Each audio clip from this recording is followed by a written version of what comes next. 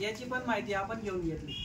ज्या ज्या निविष्ठा आपण बाजारातून इतर निविष्ठा आणतो आणि आपला खर्च हा मोठ्या प्रमाणात शेतीमध्ये होत जातोय। शेतीमधला खर्च जर आपल्याला कमी करायचा असेल तर भविष्यामध्ये आपल्याला नैसर्गिक शेतीची पर्याय नाही। आणि नैसर्गिक शेतीचे जे विविध प्रकारचे घटक आहेत या घटकांचा जर आपण वापर आपल्या शेतीमध्ये प्रत्यक्षात जर केला तर आपल्या जमीन किंवा आपली माती जिवंत होणार, आपल्या जीवाणूंची संख्या वाढणार आणि कालांतराने आपल्याला मिळालेलं उत्पादन हे जास्तीत जास्त मिळणार आणि कमी खर्चामध्ये चांगल्या पद्धतीने शेतीमधला आर्थिक फायदा आपल्याला मिळायला लागून जाणार। नैसर्गिक शेतीचे घटकांमध्ये एक जीवामृत आहे, बीजामृत आहे, दशपर्णी अर्क आहे, निमास्त्र आहे, ब्रह्मास्त्र आहे, अग्निअस्त्र आहे, अशा भरपूर वस्तूंचा वापर घटकांचा वापर आपण आपल्या शेतीमध्ये प्रत्येक पिकामध्ये करू शकतो।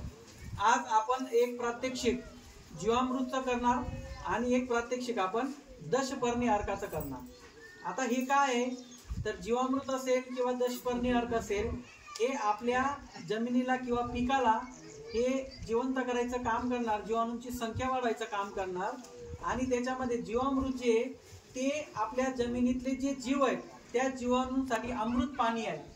हे जर आपण आपल्या जमिनीमध्ये एका एकरमध्ये 200 लिटरचं द्रावण जर बनवून आपण आपल्या शेतामध्ये टाकलं तर जास्तीत जास्त फायदा आपल्याला आपल्या पिकामध्ये शेतीसाठी होऊ शकतो। मग याच्यामध्ये आपल्याला हे जे आज दशपर्णी अर्क आपण बनवणार आहोत याला आपल्या आजूबाजूमध्ये असलेले जे झाडं आहेत त्या झाडांमध्ये 10 प्रकारची झाडं असे निवडायची का त्या 10 प्रकारच्या झाडांना बकरी पाला खात नाही, बरोबर का? बकरी ज्या ज्या झाडांना पाला खात नाही ती झाडं आपण घेऊ शकतात। आता इथं कोणकोणते आहेत बघा, रुई आहे, कनेर आहे, पपई आहे, सीताफळ आहे, नंतर नीम आहे, नंतर एरंडी आहे आणि पोवाडा आहे। असे भरपूरशे प्रमाणात आपल्याला अशा प्रकारची 10 झाडं आपल्या आजूबाजूला असतातच।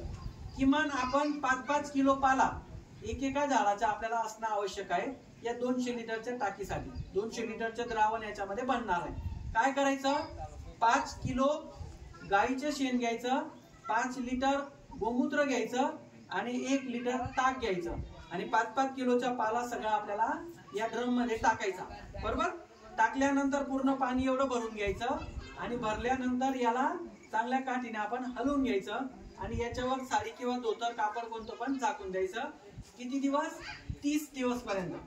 30 दिवस जर याला झाकून ठेवलं तर हे पालामधला रस तो सगळा या ठिकाणी पाणीमध्ये येऊन जाणार, म्हणजे अर्क होईल त्याच्या तयार। 10 पानांचा अर्क त्याला दशपर्णी अर्क म्हणतात आणि या सगळ्या 10 झाडांच्या पाला याच्या अर्क पाणी जर बनलं आणि हे पाणी जर आपण झाडाला टाकलं किंवा त्याला फवारणीच्या माध्यमातून दिलं किंवा ड्रीप मधून दिलं किंवा आळवणी मधून केलं तर आपल्या झाडामध्ये जास्तीत जास्त फायदा पिकाच्या उत्पन्नाचा पण होईल, अन्नद्रव्याचा पण होईल आणि छोटी मोठी बारीक कीड जी ती पण याच्याने मरून जाईल।